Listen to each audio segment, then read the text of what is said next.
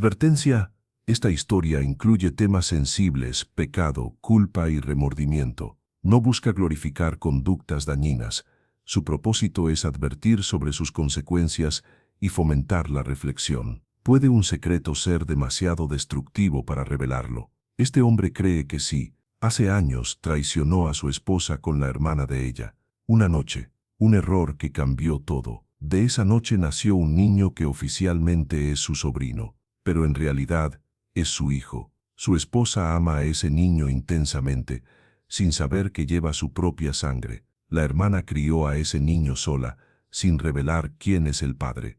Y él vive atrapado entre dos mundos, viendo a su hijo crecer como su sobrino. Esta es la confesión de un secreto que destruiría a dos hermanas. Fui sacerdote durante muchos años, 43, para ser exactos, y en ese tiempo escuché confesiones que jamás imaginé que existieran, secretos tan complejos, tan enredados, que aún hoy me cuesta procesar cómo las personas llegan a estas situaciones. No revelo nombres ni lugares, esa es mi promesa ante Dios, pero cada palabra que comparto es real. Cada historia es una lección que no puedes ignorar, porque la infidelidad no es solo un acto, es una decisión que tiene consecuencias que se extienden por años, décadas, generaciones. Es una piedra arrojada al agua que crea ondas interminables, y a veces, esas ondas crean vidas, vidas inocentes atrapadas en las mentiras de los adultos que las crearon. Esta es una de esas historias donde cada decisión tomada,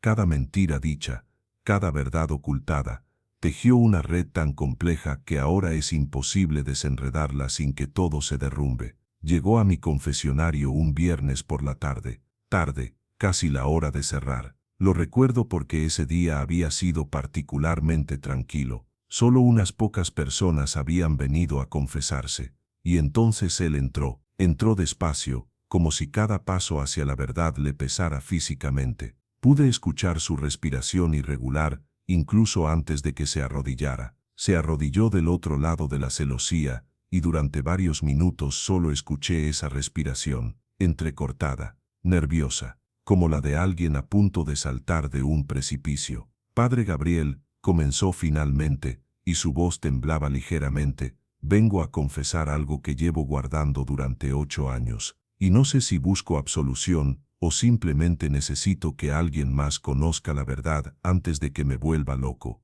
porque este secreto me está consumiendo, cada día, cada hora, cada vez que veo a mi familia junta. Le dije que este era un espacio seguro, que aquí, en este confesionario, podía compartir lo que pesaba en su alma sin juicio, que Dios escucha todas las confesiones, por complejas que sean. Tengo un hijo, me dijo, y pude escuchar cómo se le quebraba la voz. Un niño hermoso de 8 años, inteligente, cariñoso, lleno de vida. Le gusta el fútbol, dibuja constantemente, tiene una risa que ilumina cualquier habitación.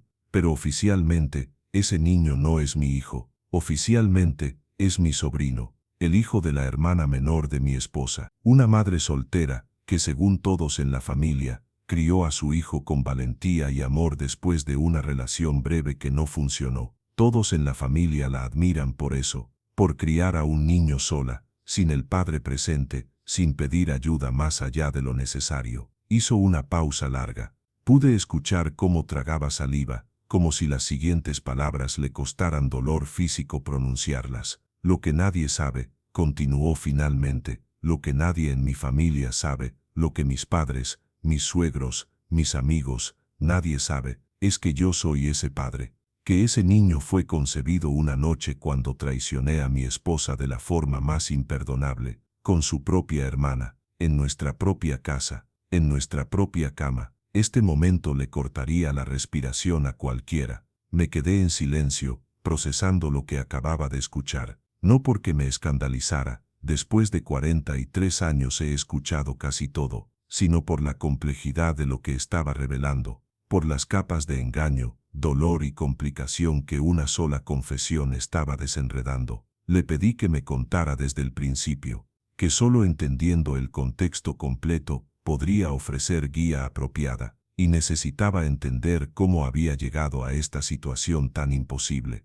Y así comenzó a desenredar esta red de mentiras, traición y dolor que había tejido cuidadosamente durante 8 años. Me contó que conoció a su esposa hace 14 años, en un evento comunitario, me dijo, un festival local. Ella estaba ayudando en uno de los puestos de comida. Él compró algo y sus miradas se cruzaron. Fue, según sus palabras, amor a primera vista. No creía en esas cosas, me confesó. Amor a primera vista me parecía algo de películas, pero cuando la vi, cuando nuestros ojos se encontraron, supe que algo había cambiado en mí. Tenía que conocerla, tenía que hablar con ella, y lo hizo. Regresó al puesto 3 veces ese día con excusas tontas para comprar más cosas que no necesitaba, solo para poder hablar con ella. Al final del día, reunió el coraje para pedirle su número, y ella se lo dio. Fue como un sueño, me dijo. Los primeros meses fueron perfectos. Ella era todo lo que había soñado. Hermosa, sí, pero también inteligente, compasiva, con un corazón enorme. Se preocupaba por los demás. Trabajaba en una escuela como maestra. Amaba a los niños. Era devota en su fe. Era perfecta en todos los sentidos que importaban. Salieron durante 2 años. 2 años que él describió como los más felices de su vida. Conoció a su familia. Ella conoció a la suya. Ambas familias los adoraban juntos. Todo el mundo decía que eran la pareja perfecta. Y teníamos planes, me contó con nostalgia en su voz. Planes para el futuro. Queríamos casarnos, tener hijos, construir una vida juntos. Todo era tan claro, tan seguro. No había dudas, no había miedos, solo certeza de que esto era correcto. Se casaron en una ceremonia hermosa. Yo no ofició esa boda, fue en otra parroquia, pero él me describió cada detalle como si hubiera sido ayer. La iglesia llena de flores, su esposa radiante en su vestido blanco,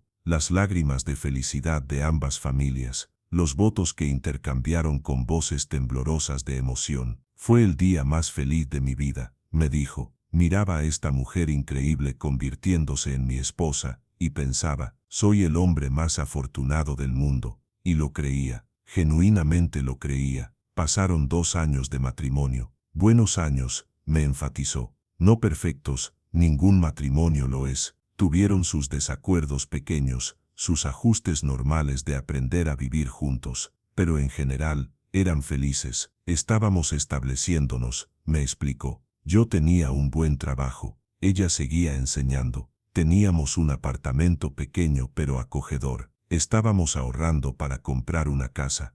Hablábamos de tener hijos pronto. Todo iba según el plan. La vida era buena. Era simple. Era feliz. Y entonces su cuñada, la hermana menor de su esposa, perdió su apartamento. Problemas con el propietario, me explicó. Algo sobre renovaciones no autorizadas y un contrato que terminó mal. Los detalles no importan realmente. Lo importante es que de repente se quedó sin lugar donde vivir y necesitaba ayuda. Su esposa, sin consultar mucho, inmediatamente ofreció que su hermana se quedara con ellos. Era lo natural, me dijo. Era familia, y ellos tenían espacio. Un cuarto pequeño que usaban como oficina podría convertirse fácilmente en habitación de invitados. Pensamos que serían unas semanas, me dijo. Tal vez un mes máximo, solo mientras ella encontraba un nuevo lugar. Era temporal, una solución a corto plazo para ayudar a la familia. Pero se convirtió en 3 meses, y durante esos 3 meses, algo cambió. Me habló sobre su cuñada, la hermana menor, 5 años más joven que su esposa. Era, en sus palabras, muy diferente de su hermana mayor. Donde mi esposa era reservada y tradicional, me explicó. Su hermana era espontánea y libre. Donde mi esposa era cautelosa y pensaba todo cuidadosamente, su hermana era aventurera y actuaba por impulso. Donde una era predecible, la otra era sorprendente. Eran opuestas en muchos aspectos, pero por eso mismo se complementaban bien como hermanas. Y admitió algo que claramente le costaba decir. Siempre hubo algo, confesó con voz baja. Desde la primera vez que la conocí, cuando empecé a salir con mi esposa. Una tensión, una química que no debería existir. Pero yo nunca actué en ello, nunca. Ni siquiera lo reconocí abiertamente en mi mente. Era la hermana de mi esposa. Era familia. Era completamente, absolutamente fuera de límites. Así que enterré esos sentimientos tan profundo que casi podía pretender que no existían. Durante los primeros años de su matrimonio, veía a su cuñada solo ocasionalmente, en reuniones familiares, en días festivos, encuentros breves donde era fácil mantener la distancia emocional. Pero cuando ella se mudó a su apartamento, esa distancia se evaporó. De repente estaba ahí todos los días, me dijo. Desayunábamos juntos, compartíamos el baño, nos cruzábamos en el pasillo, veíamos televisión en la misma sala, y toda esa tensión que había ignorado durante años se volvió imposible de ignorar. Me describió una convivencia que se volvió cada vez más incómoda, no porque hubiera conflictos abiertos o problemas de convivencia. Al contrario, todo era demasiado fácil, demasiado natural. Era como si ella encajara perfectamente en nuestra vida, me explicó. Mi esposa estaba feliz de tener a su hermana cerca. Yo trataba de ser el cuñado solidario, y ella era la invitada agradecida que ayudaba con las tareas, cocinaba ocasionalmente, mantenía su espacio ordenado. Todo era aparentemente perfecto, pero debajo de esa perfección superficial, algo estaba creciendo. Empezamos a tener conversaciones, me contó. Mi esposa se dormía temprano, siempre ha sido de acostarse temprano, y su hermana y yo somos más nocturnos. Así que después de que mi esposa se iba a la cama, nos quedábamos en la sala. Al principio solo veíamos la televisión en silencio, pero gradualmente comenzamos a hablar. Esas conversaciones empezaron siendo inocentes, me aseguró. Hablaban de trabajo, de noticias, de películas,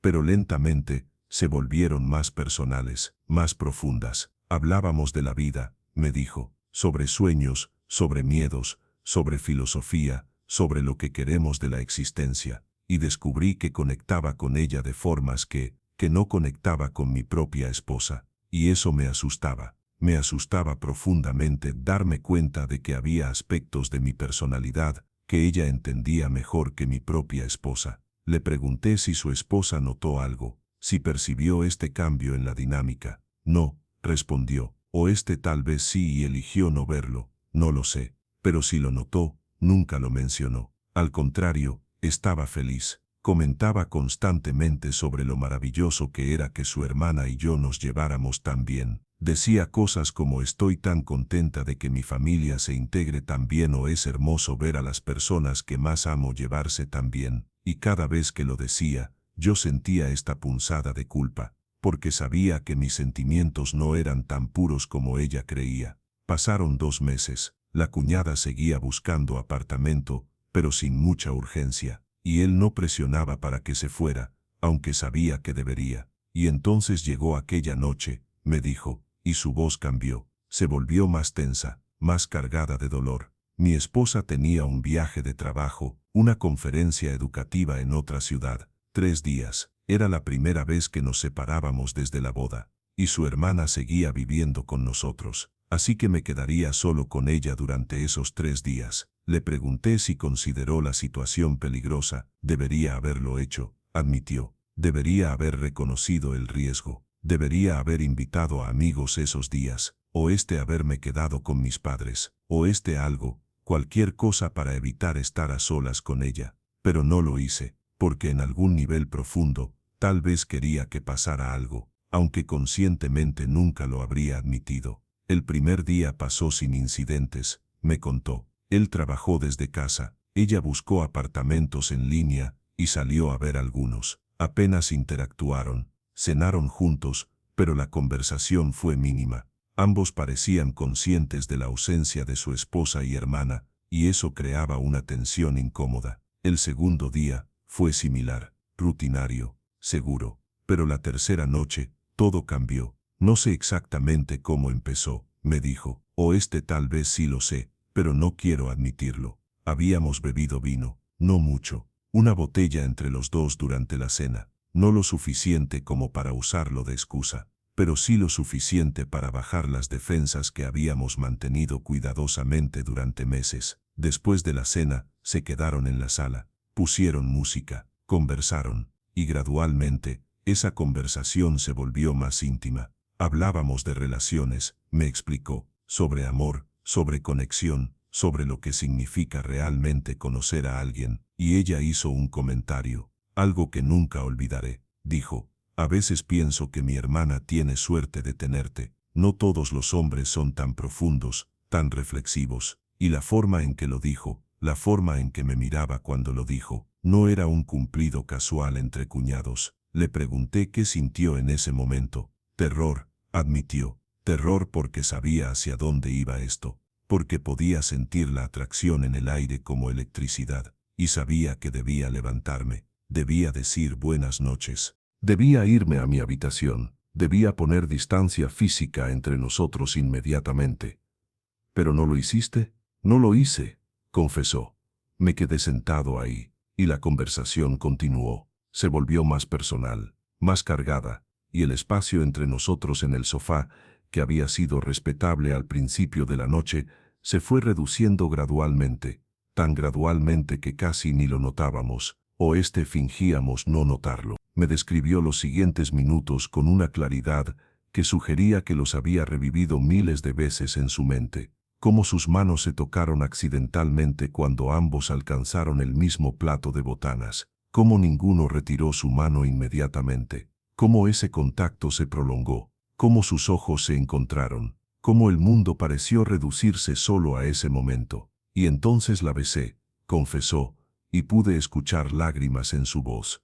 Ella me besó a mí. Honestamente no recuerdo quién inició ese primer beso, pero sucedió. Nuestros labios se encontraron, y fue como si todo el control que habíamos mantenido durante meses simplemente se evaporara. El beso se profundizó, nuestras manos empezaron a explorarse, y antes de que pudiera procesar lo que estaba pasando, estábamos de pie, caminando hacia su habitación. Momentos así nunca se olvidan. Le pregunté si en algún momento se detuvo, si reconsidera. Hubo un momento, admitió. Un momento en el umbral de su habitación donde mi mente se aclaró brevemente, y pensé en mi esposa, en nuestra boda, en nuestros votos, en la confianza que había depositado en mí, y supe que si cruzaba ese umbral, nada volvería a ser igual, que estaría traicionando no solo a mi esposa, sino a mí mismo, a todo lo que creía sobre quién era yo.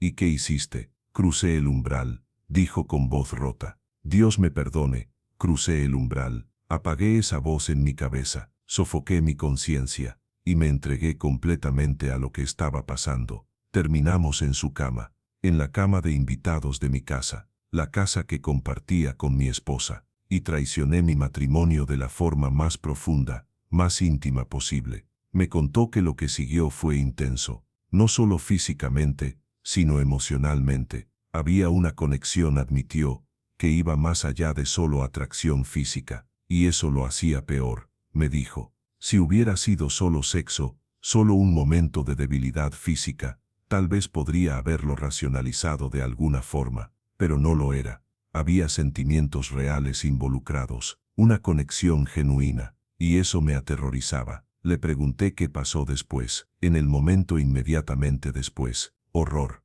respondió inmediatamente, horror absoluto. En el segundo después de terminar, cuando la realidad de lo que habíamos hecho cayó sobre nosotros como un peso muerto, ambos supimos que habíamos cruzado una línea que nunca podríamos descruzar, que habíamos hecho algo imperdonable, algo que no solo traicionaba a mi esposa, sino que traicionaba la confianza entre dos hermanas. Me describió como ambos simplemente se quedaron ahí, en la cama, en silencio. Ninguno sabía qué decir. El peso de lo que habían hecho llenaba la habitación como humo tóxico. Ella empezó a llorar primero, me contó, lágrimas silenciosas que simplemente corrían por su rostro. Y entonces yo empecé a llorar también, y nos abrazamos, no de forma romántica, sino de forma desesperada, como dos personas que acababan de causar un accidente terrible y no sabían cómo manejarlo. Finalmente hablaron durante horas, sobre lo que habían hecho, sobre lo que significaba, sobre qué harían ahora. Y llegamos a un acuerdo, me dijo, un pacto. Juramos que nunca volvería a pasar, que nunca lo mencionaríamos de nuevo, que lo enterraríamos tan profundo, tan completamente, que sería como si nunca hubiera sucedido, que cuando mi esposa regresara, actuaríamos como si nada hubiera cambiado, porque teníamos que protegerla. Teníamos que proteger a las dos hermanas. No podíamos destruir su relación por nuestro error. Su esposa regresó al día siguiente. Llegó por la tarde, feliz y energizada por su conferencia. Abrazó a su esposo, abrazó a su hermana. Les contó sobre todo lo que había aprendido, las personas que había conocido. Y yo actué, me confesó. Actué como si todo fuera normal. La besé, le pregunté sobre su viaje, le mostré cuánto la había extrañado, preparé su comida favorita. Y todo el tiempo, el peso de lo que había hecho apenas 24 horas antes me estaba aplastando, pero no podía dejar que se notara. No podía darle ninguna razón para sospechar. Me dijo que su cuñada también actuó perfectamente, demasiado perfectamente. Era como si realmente nada hubiera pasado, me explicó. Era amable, conversadora, normal en todos los sentidos, y mi esposa estaba feliz. Comentaba sobre lo bien que su hermana y yo nos habíamos llevado en su ausencia, sobre cuán afortunada era de tener una familia tan unida, y cada palabra era como un cuchillo. En los siguientes días, él y su cuñada apenas se miraron, apenas hablaron. La tensión entre ellos era obvia para cualquiera que prestara atención, pero su esposa estaba demasiado ocupada con el trabajo para notarlo. 2 semanas después, su cuñada encontró un nuevo apartamento y se mudó. Todos estaban aliviados, me dijo. Su esposa porque recuperaba su espacio y su privacidad. Él porque la tentación, la constante recordación de su error, se alejaba físicamente. Y su cuñada porque ya no tenía que ver su traición reflejada en sus ojos todos los días. Pensé que había terminado, me dijo con voz cansada. Pensé que habíamos escapado, que habíamos cometido un error terrible, sí, pero que habíamos logrado contenerlo, que con el tiempo, con distancia, incluso el recuerdo se desvanecería. Nos veríamos en reuniones familiares, y sería incómodo por un tiempo, pero eventualmente incluso eso pasaría. La vida continuaría. Pasaron 2 meses, 2 meses durante los cuales él intentó ser el mejor esposo posible, como si pudiera compensar su traición siendo perfecto en todo lo demás. Mi esposa comentaba sobre el cambio, me dijo. Decía que yo era aún más atento, más cariñoso. Pensaba que era porque habíamos pasado esos 3 días separados y me había hecho valorar nuestro matrimonio más. Y tenía razón, en cierto sentido, pero no por las razones que ella pensaba. Y entonces 2 meses después de aquella noche, recibió una llamada que cambiaría todo. Era su cuñada. Su voz sonaba extraña, tensa, asustada. Necesitaba verme, me contó, urgentemente. Dijo que no podía decírmelo por teléfono, que tenía que ser en persona. Y por el tono de su voz, supe que algo estaba terriblemente mal. Le preguntó si su hermana sabía algo, si había descubierto la verdad de alguna forma. No, le aseguró su cuñada. No es eso, pero necesito verte. Por favor. Inventó una excusa para salir. Una reunión de trabajo de último minuto. Su esposa no sospechó nada. Estaba acostumbrada a que ocasionalmente tuviera que salir por emergencias laborales. Se encontraron en un café, lejos de su vecindario, lejos de donde cualquiera que conocieran pudiera verlos. Ella ya estaba ahí cuando él llegó, sentada en una mesa en la esquina más alejada, con una taza de café sin tocar frente a ella. Se veía terrible, me dijo, como si no hubiera dormido en días. Sus ojos estaban rojos, probablemente de llorar, y cuando me vio entrar, la expresión en su rostro era de miedo puro. Se sentó frente a ella. Le preguntó qué pasaba, y ella, sin preámbulos, sin preparación, le dio la noticia que cambiaría ambas sus vidas para siempre. Estoy embarazada.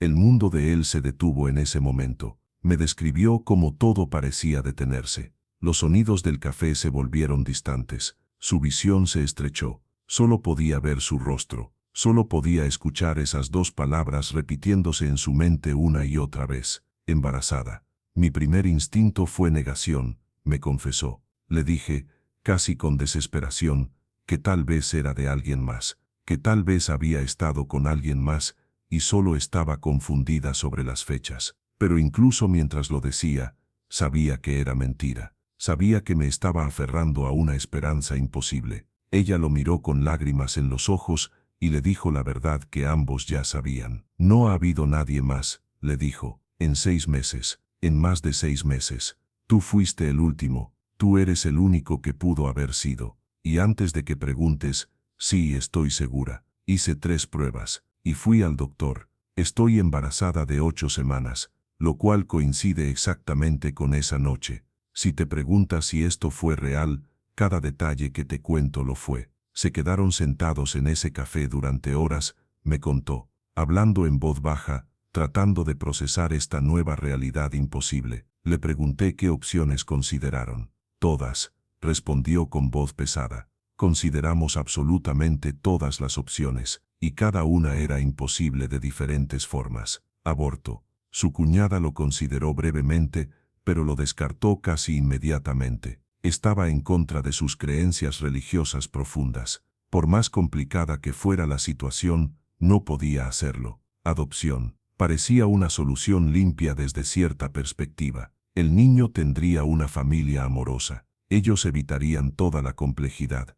Pero ella no podía imaginar llevar un bebé durante 9 meses y luego simplemente darlo. Y la tercera opción, decir la verdad. Esa era la opción que más me aterrorizaba, me confesó, porque decir la verdad significaba destruir absolutamente todo, mi matrimonio, la relación entre las hermanas, toda la estructura familiar. Significaba admitir ante mi esposa que la había traicionado con su propia hermana, en nuestra propia casa, y que de esa traición había resultado un embarazo. Me explicó cómo imaginaba esa conversación, cómo su esposa reaccionaría, el dolor, la traición, la ira, cómo la relación entre las hermanas, que habían sido cercanas toda su vida, se destrozaría irreparablemente. Y no solo ellas, continuó, toda la familia tendría que saber eventualmente. Sus padres, mis padres, todos tendrían que tomar lados. Habría juicios, habría acusaciones, habría división familiar que duraría generaciones. Todo por una noche de error. Entonces, ¿qué decidieron? Le pregunté. Ella tendría al bebé, me explicó con voz monótona, como si estuviera recitando un plan que había memorizado. Lo criaría sola. Diría que el padre era alguien que había conocido brevemente en un bar. Una relación de una noche. Un hombre cuyo nombre apenas recordaba, que había sido un momento de debilidad, de soledad. La familia estaría decepcionada. Habría juicios, pero la apoyarían, porque eso es lo que hace la familia. Y tú, yo sería el cuñado solidario, me dijo con amargura, el buen esposo de su hermana que ayudaba cuando podía, financieramente a través de mi esposa, emocionalmente de forma distante. Estaría presente en reuniones familiares, sería amable con el niño, pero siempre a distancia, siempre como tío, nunca como padre. Le pregunté si su esposa sospechó algo en los meses que siguieron. Si lo hizo, nunca lo demostró, respondió. Su hermana eventualmente le contó sobre el embarazo. 2 meses después de nuestro encuentro en el café, y mi esposa reaccionó exactamente como predijimos. Primero sorpresa, luego preocupación, luego determinación de apoyar a su hermana. Me describió cómo su esposa inmediatamente se puso en modo de protección familiar. Organizó una reunión con sus padres para darles la noticia. Ayudó a su hermana a planificar. Fue con ella a citas médicas cuando podía. Se convirtió en su sistema de apoyo principal, y yo tenía que actuar como el esposo comprensivo, me confesó. Tenía que escuchar a mi esposa hablar sobre su hermana, sobre el bebé, sobre cómo iba a ser tío, sobre cómo íbamos a ayudar a criar a este niño como familia extendida. Y todo el tiempo, sabía la verdad, que no iba a ser tío, que iba a ser padre. Pero nadie, especialmente mi esposa, podía saberlo. Los 9 meses del embarazo fueron tortura, me dijo. Cada actualización que su esposa compartía, cada ultrasonido que ella llevaba a casa, cada vez que su esposa ponía su mano en el vientre de su hermana y decía, no puedo esperar a conocer a mi sobrino o sobrina. Era como vivir una mentira constante, me dijo, cada día, cada hora. Y lo peor era que mi esposa estaba genuinamente emocionada. Hablaba sobre cómo íbamos a ser los mejores tíos, sobre cómo este bebé iba a unir aún más a la familia, y yo solo podía asentir y sonreír mientras por dentro me estaba muriendo. Me contó sobre el día del nacimiento. Su cuñada entró en trabajo de parto un martes por la tarde. Su esposa recibió la llamada y corrieron al hospital. Estaba en la sala de espera, me describió, con mi esposa, con los padres de ambas, con otros familiares, todos emocionados, todos ansiosos, y yo estaba aterrorizado, porque sabía que en cualquier momento iba a conocer a mi hijo, pero no podía actuar como padre, solo como tío, solo como familia extendida. El bebé nació después de 8 horas de labor, un niño, saludable, perfecto, y cuando finalmente nos dejaron verla, cuando entramos a esa habitación y vi a mi cuñada sosteniendo a ese bebé, me dijo con voz quebrada, algo dentro de mí se rompió y se arregló al mismo tiempo, porque ese niño, ese pequeño niño envuelto en mantas, era mío, era mi hijo, y era hermoso. Me describió cómo su esposa inmediatamente se enamoró del bebé, cómo le pidió a su hermana sostenerlo, cómo lo acunó con tanta ternura y amor, y ella me miró. Me contó, con lágrimas en los ojos y me dijo, mira qué precioso es nuestro sobrino, siento como si fuera parte de nosotros, y tenía razón, era parte de nosotros, pero no de la manera que ella pensaba. Los primeros meses fueron intensos, su esposa visitaba a su hermana constantemente. Ayudaba con el bebé, se ofrecía a cuidarlo cuando su hermana necesitaba descansar, se convirtió en la tía devota que estaba presente para todo. Y yo tenía que ir con ella, me explicó, porque sería extraño si no lo hiciera. Sería extraño si el esposo no acompañaba a su esposa a visitar a su hermana y su nuevo sobrino. Así que iba, y cada vez que iba, cada vez que veía a ese niño, era tortura. Le pregunté por qué tortura si amaba al niño, porque no podía ser quien realmente era, respondió. No podía cargarlo como padre, no podía mirarlo con ojos de padre. Tenía que mantener distancia, tenía que actuar como tío, y cada instinto en mí gritaba por reclamarlo, por decir ese es mi hijo, pero no podía, nunca podría. Me habló de cómo el niño crecía, de sus primeros pasos, sus primeras palabras, cada hito del desarrollo, y mi esposa estaba ahí para casi todos, me contó, era la tía presente, la tía involucrada, y desarrolló una conexión especial con este niño. Decía cosas como no sé por qué, pero siento algo especial con él, y yo sabía por qué. Sabía que a algún nivel instintivo genético, ella sentía la conexión de sangre, porque ese niño era su sobrino, llevaba los genes de su familia, pero la conexión era más profunda de lo que ella podía imaginar. Pasaron los años, el niño creció, 3 años, 5 años, ahora 8 años, y cada año es más difícil, me confesó. Porque cada año él se parece más a mí, tiene mis ojos, mi sonrisa, la forma en que frunce el ceño cuando está concentrado, gestos que reconozco de mi propia infancia, y nadie lo nota, o si lo notan, asumen que es solo coincidencia, que a veces la familia se parece así. Me habló de las reuniones familiares, de los cumpleaños, de las navidades, son las peores, me dijo, todos juntos, mi esposa jugando con el niño, su hermana observándome ocasionalmente con esos ojos que saben la verdad, el niño llamándome tío, mis propios hijos, los que tengo con mi esposa jugando con su medio hermano sin saber que lo es. Le pregunté sobre sus otros hijos, no había mencionado que tenía más. Sí, respondió, tenemos 2, una niña de 5 años y un niño de 3, hermosos, perfectos, los amo con todo mi corazón, pero hay algo que nadie sabe. Esos niños tienen un medio hermano, un niño que ven en reuniones familiares y consideran su primo, pero es su hermano, y notan similitudes. Pregunté, todo el tiempo, admitió. Mi esposa constantemente comenta sobre cómo su sobrino se parece a nuestra hija en ciertas expresiones, cómo él y nuestro hijo comparten ciertos gestos, y ella lo dice con ese tono de qué curioso que la familia se parezca tanto. Y yo solo puedo asentir porque ¿qué más puedo hacer? No puedo decir sí, se parecen porque son hermanos. Tal vez tú también has guardado un secreto que crece más pesado cada día. Me habló sobre cómo este secreto ha afectado su vida, su matrimonio. Mi esposa no entiende por qué a veces me pongo distante, me confesó. ¿Por qué hay momentos en que parezco estar en otro lugar? Ella pregunta si todo está bien, si estoy feliz en nuestro matrimonio.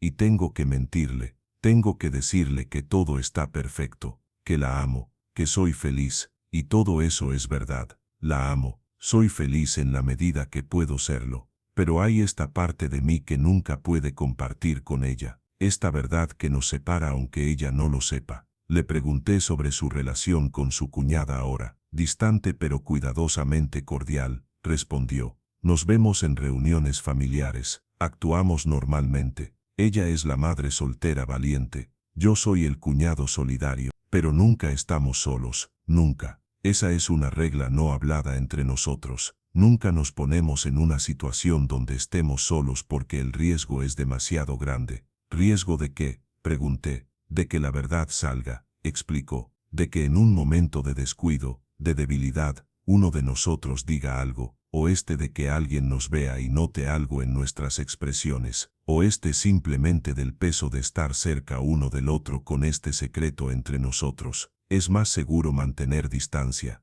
Me habló sobre cómo apoya al niño financieramente. Lo hago a través de mi esposa, me explicó. Sugiero que le demos dinero a su hermana para ayudarla. Regalos para el niño en su cumpleaños, en Navidad. Mi esposa piensa que soy generoso, que tengo buen corazón por querer ayudar a su hermana. Pero la verdad es que es mi responsabilidad. Es mi hijo. Debería estar manteniéndolo completamente. Debería estar ahí para cada necesidad. Pero todo lo que puedo hacer son estos gestos secretos filtrados a través de mi esposa. Le pregunté si su cuñada alguna vez le ha pedido más apoyo, más presencia, más reconocimiento. Nunca, respondió con algo parecido a admiración. Nunca me ha pedido nada directamente, nunca me ha presionado, nunca ha amenazado con revelar la verdad. Ha cargado con este peso sola, como madre soltera, mientras toda la familia especula sobre quién es el padre misterioso, y ella protege mi secreto, no por mí, estoy seguro, sino por su hermana, porque ama a su hermana, y no quiere destruirla. Me contó sobre una conversación que tuvieron hace un año, la única vez en años que estuvieron a solas, por pura casualidad. Nos encontramos en el supermercado, me relató, lejos de nuestro vecindario. Ninguno esperaba ver al otro, y por un momento, solo nos quedamos ahí, mirándonos, y luego ella me preguntó si podíamos hablar. Solo 5 minutos, en su auto en el estacionamiento. Accedió, aunque sabía que era arriesgado. Me dijo que a veces se pregunta si hicimos lo correcto, me contó, al mantener el secreto, al negarle a este niño su verdadera identidad, al vivir esta mentira. Y le pregunté qué alternativa teníamos, y ella no supo responder, porque ambos sabemos que no hay buenas opciones, solo opciones menos malas. Le pregunté si alguno de los dos había considerado cambiar de opinión, revelar la verdad después de todos estos años. Yo lo considero todos los días, admitió. Me despierto y pienso, ¿y si hoy es el día? ¿Y si simplemente lo confieso todo? Pero entonces pienso en las consecuencias, y las consecuencias son catastróficas. Me explicó, con detalle doloroso, exactamente qué pasaría si la verdad saliera ahora, después de 8 años. Su esposa descubriría que la había traicionado con su hermana, y que habían mantenido este secreto durante 8 años. 8 años de mentiras, 8 años de verla enamorarse de un niño sin saber que era su sobrino por partida doble.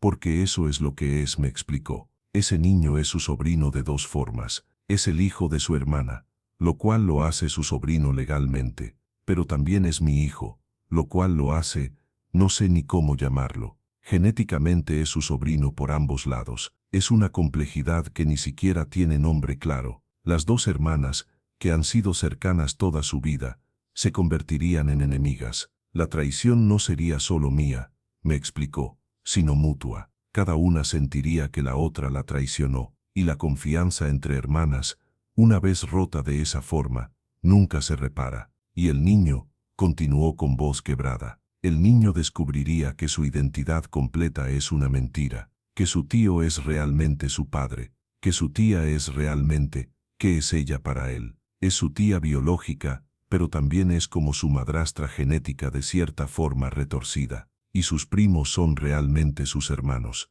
Todo lo que conoce sobre su familia sería una mentira. Me habló de cómo esto afectaría a sus otros 2 hijos también. Ellos descubrirían que su padre es un mentiroso, me dijo, que los traicionó antes de que nacieran, que tienen un medio hermano que siempre pensaron era su primo. ¿Cómo procesas eso como niño? ¿Cómo entiendes que tu estructura familiar completa es diferente de lo que pensabas? Y luego está el resto de la familia. Mis padres, sus padres, los abuelos del niño, enumeró. Todos tendrían que saber, todos tendrían que procesar esta traición, tomar lados. Algunos me apoyarían, probablemente mis padres por lealtad. Otros me condenarían, ciertamente sus padres. La familia que conocemos, que hemos construido durante años, dejaría de existir, se fragmentaría en facciones. Habría juicios, habría división que duraría generaciones. Le pregunté si vale la pena mantener la mentira para evitar todo eso. Esa es la pregunta que me admitió, porque honestamente no sé la respuesta. Parte de mí siente que mantener la mentira es lo más egoísta que puedo hacer, que me ahorra del juicio y el castigo que merezco, que protege mi vida cómoda a expensas de la verdad. Y la otra parte siente que revelar la verdad sería aún más egoísta, respondió, que alivia mi culpa, mi necesidad de confesión, a expensas de destruir a todos los inocentes en esta situación. Mi esposa es inocente, mis otros 2 hijos son inocentes, el niño de 8 años es completamente inocente. ¿Merecen ellos sufrir solo porque yo necesito limpiar mi conciencia? Era una pregunta imposible, y ambos lo sabíamos. Me habló de las noches de insomnio, de cómo se queda despierto imaginando diferentes escenarios. A veces imagino que el niño crece y nunca sabe, me dijo, que vivimos toda esta mentira exitosamente, que él tiene una vida buena, feliz, sin saber la verdad. Y en ese escenario, tal vez la mentira es misericordiosa. Tal vez es la opción más amable, y en otros escenarios, en otros la verdad sale, continuó, tal vez a través de una prueba de ADN. Esas son tan comunes ahora, la gente las hace por curiosidad, por genealogía. ¿Qué pasa si él decide hacer una cuando sea mayor? ¿Qué pasa si descubre que tiene una conexión genética no esperada con mi familia, con mis otros hijos? Me explicó que ese era su mayor miedo, que la verdad salga de la peor forma posible, sin control, sin preparación, sin la posibilidad de manejarlo cuidadosamente.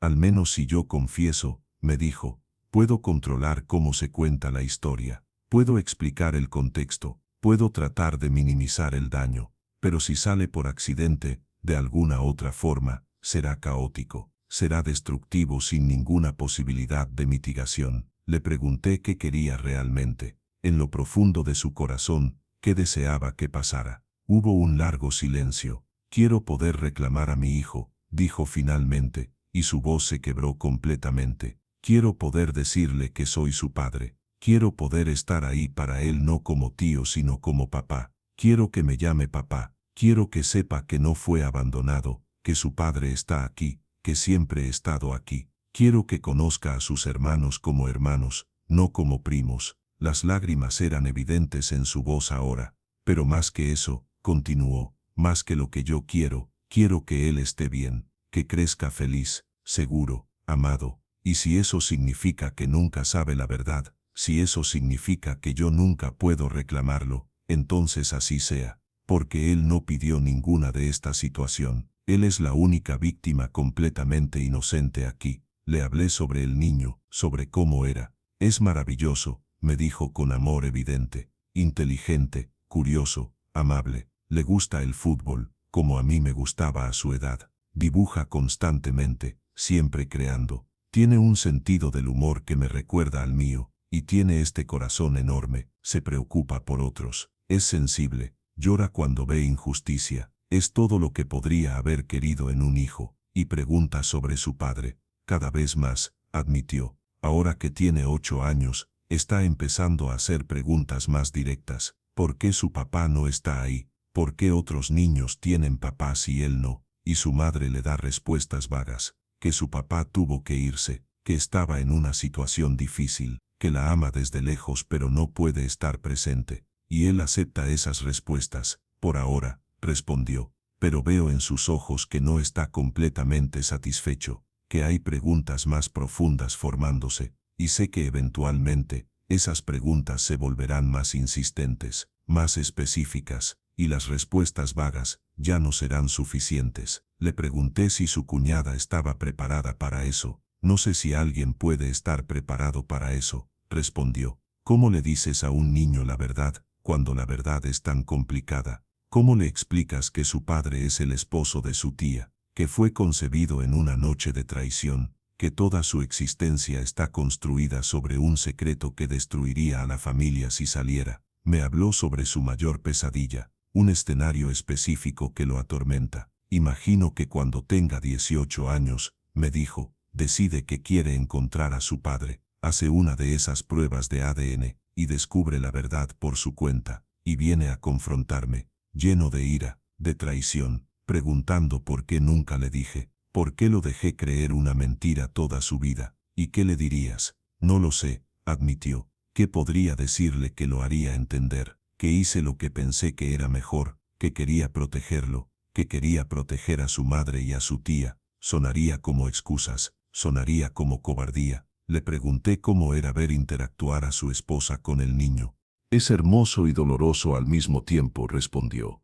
Ella lo ama tanto, de manera especial. Dice constantemente que hay algo en él que simplemente la atrae, que siente una conexión que no puede explicar. Y tiene razón, esa conexión existe. Es genética, es sangre, pero es más complicada de lo que ella puede imaginar. Me contó sobre el último cumpleaños del niño, su 8º cumpleaños hace unos meses. Mi esposa organizó toda la fiesta, me describió, pastel, decoraciones, regalos, invitó a toda la familia, y pasó semanas planificándolo porque, según sus palabras, nuestro sobrino especial merece una fiesta especial, y yo ayudé, por supuesto, porque eso es lo que hace el tío solidario. Durante la fiesta me contó, hubo un momento que casi lo destruyó. El niño estaba abriendo regalos, me relató, y llegó a nuestro regalo. Era algo que yo había elegido específicamente, un juego de construcción que sabía que le encantaría,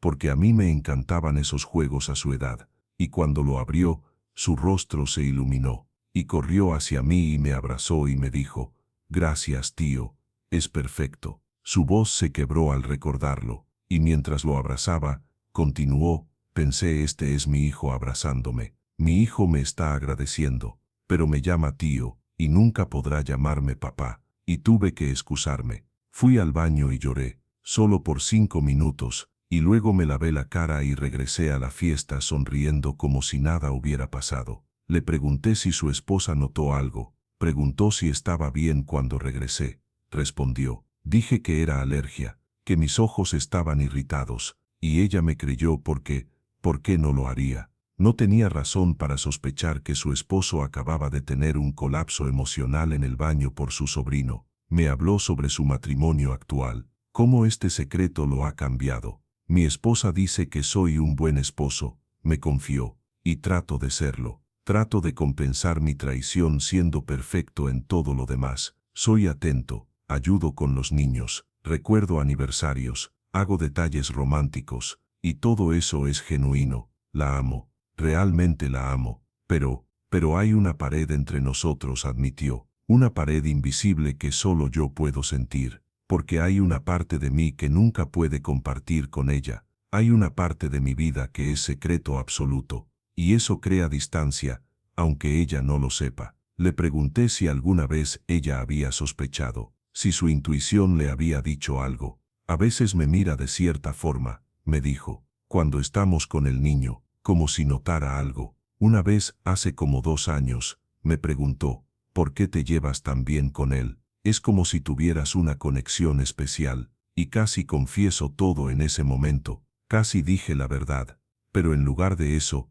dije algo sobre que simplemente era un buen niño, y que me recordaba a mí mismo cuando era joven, y ella aceptó esa explicación. Me habló sobre momentos específicos que fueron particularmente difíciles. Cuando nació mi primera hija, me dijo, mi hija con mi esposa, ella tenía 2 años menos que mi hijo secreto. Y mientras sostenía a mi hija recién nacida, pensé en él, en cómo no estuve ahí cuando él nació. No de verdad, estuve en la sala de espera actuando como tío mientras mi hijo llegaba al mundo. Y eso te dolió, me destrozó, admitió. porque con mi hija pude estar en la sala de parto, pude ser el primero en sostenerla, pude cortar el cordón umbilical, pude hacer todas las cosas que hace un padre, pero con mi hijo, mi primogénito, no pude hacer nada de eso, y nunca podré recuperar ese momento. Me contó sobre otra ocasión, el primer día de escuela del niño. Tenía 5 años, me relató,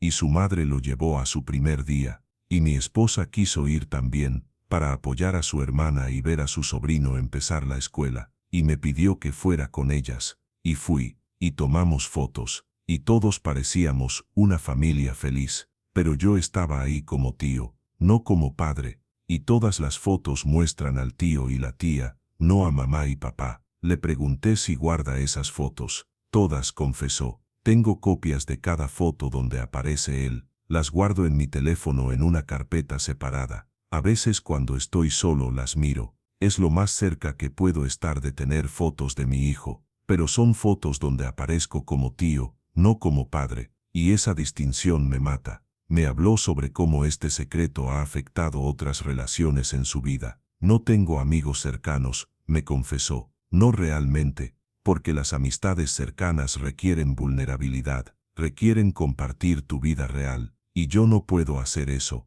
no puedo decirle a nadie sobre mi hijo secreto, entonces mantengo a todos a distancia. Soy amigable pero superficial, y eso es solitario. ¿Y tu relación con Dios?, pregunté. Complicada, admitió. Rezo, voy a misa, pero hay una parte de mí que siente que no merezco estar ahí, que soy un hipócrita, que vivo una mentira constante y luego me presento en la iglesia como si fuera un buen hombre, como si mereciera la gracia de Dios. Le dije que la gracia de Dios no es algo que se merece, es algo que se recibe, pero entendía su lucha. Por eso estoy aquí, me dijo, porque necesitaba confesarme, porque este peso me está matando, porque no puedo continuar cargándolo completamente solo, y aunque sé que Dios perdona, necesito escucharlo de alguien, necesito que alguien más conozca la verdad completa, y aún así me diga que hay esperanza. Le pregunté qué haría después de esta confesión, si cambiaría algo.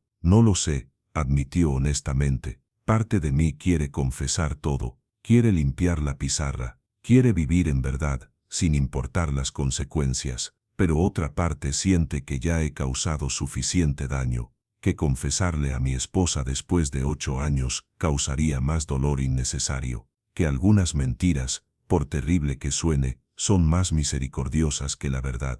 Le hablé sobre el perdón de Dios, sobre cómo puede perdonar incluso esto, pero también le hablé sobre la responsabilidad, sobre cómo debía considerar seriamente todas las opciones y sus consecuencias. No te estoy diciendo que confieses mañana, le expliqué, ni te estoy diciendo que te lleves este secreto a la tumba. Lo que te estoy diciendo es que ores sobre ello, profundamente, que consideres buscar consejo espiritual más allá de esta confesión, que tal vez, con tiempo y oración, encontrarás claridad sobre qué camino tomar. ¿Y si nunca encuentro esa claridad?, preguntó. Entonces vivirás con la ambigüedad, le dije honestamente, y será difícil, pero al menos ahora no estás completamente solo con esto. Ahora Dios lo sabe en el contexto de tu confesión, y eso cuenta para algo. Le di la absolución según los ritos de la iglesia. Le hablé sobre la misericordia infinita de Dios, sobre cómo incluso en las situaciones más complicadas, imposibles,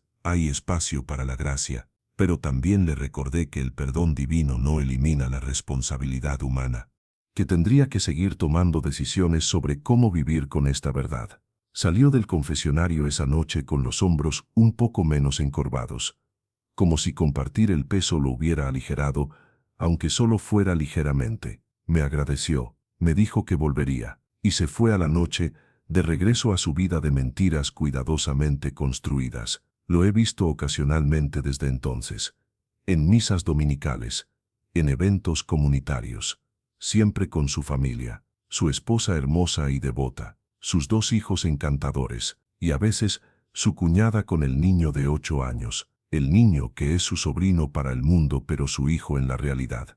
Y cada vez que los veo pienso en la complejidad imposible de las relaciones humanas, en cómo un solo acto, una sola noche de debilidad, puede crear ondas que duran generaciones, en cómo el amor y la traición pueden coexistir, en cómo las familias pueden ser tan fuertes y tan frágiles simultáneamente. Este hombre ama a su esposa, no tengo dudas, también ama al hijo que no puede reclamar, ama a sus otros 2 hijos, y vive atrapado entre todos esos amores, incapaz de honrar completamente a ninguno sin traicionar a los otros. Su cuñada vive en un limbo similar, una madre soltera que eligió criar a su hijo sola para proteger a su hermana, que carga con juicios de otros que asumen que fue irresponsable, que deja que piensen lo peor de ella para proteger una verdad que destrozaría a su familia. Y el niño de 8 años que crece amado por muchos pero sin conocer su verdadera identidad completa, que tiene un tío que lo adora de forma casi paternal, que tiene una tía que lo ama con intensidad casi maternal, y que algún día podría descubrir que toda su comprensión de la familia estaba construida sobre mentiras. No hay héroes en esta historia, solo personas imperfectas tomando decisiones imposibles. Hicieron lo correcto, no puedo decirlo con certeza. Hay argumentos válidos para todas las perspectivas. Lo que sí sé es esto: la infidelidad nunca afecta solo a 2 personas.